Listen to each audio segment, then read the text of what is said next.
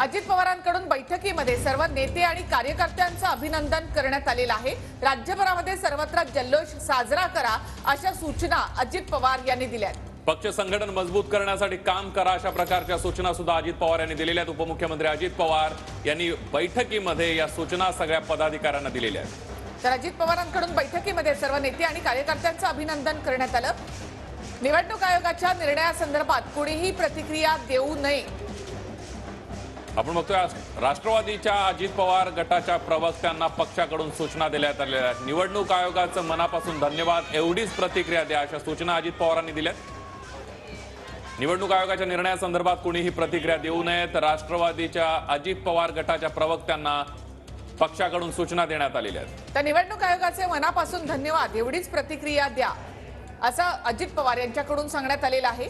आज दुपारी अजित पवारांकडून कार्यकर्ते पदाधिकारी यांची बैठक घेण्यात आली। काही ऑनलाईन पद्धतीने पदाधिकारी यामध्ये सहभागी झालेले होते आणि त्यानंतर आता या बैठकीमध्ये अजित पवारांनी आपल्या पदाधिकारी कार्यकर्त्यांचं अभिनंदन केलंय।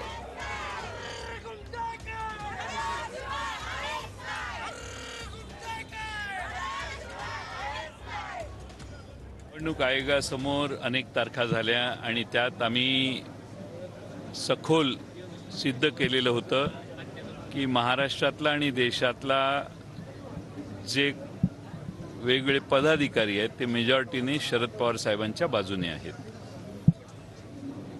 आम्ही हे सिद्ध केलेलं होतं, त्याची अनेक उदाहरणं निवडणूक आयोगापुढे झालेली आणि निवडणूक आयोग देखील त्यांच्या बॉडी लँग्वेजमधून चेहऱ्यावरून दिसत होतं की आम्ही जे सांगतोय ते त्यांना जवळपास पटत होतं। ठीक आहे, आता निर्णय आलेला आहे। तर घड्याळ आणि राष्ट्रवादी पक्ष अजित पवारांना मिळालेला आहे। राष्ट्रवादी पक्ष आणि चिन्ह अजित पवार यांच्या गटाला मिळालं आणि त्यामुळे सर्वोच्च न्यायालयात जाणार असल्याचं जयंत पाटील यांनी स्पष्ट केलेल्या निवडणूक आयोगानं निर्णय दिल्यानंतर शरद पवार गटाला एक मोठा धक्का मानला जातोय।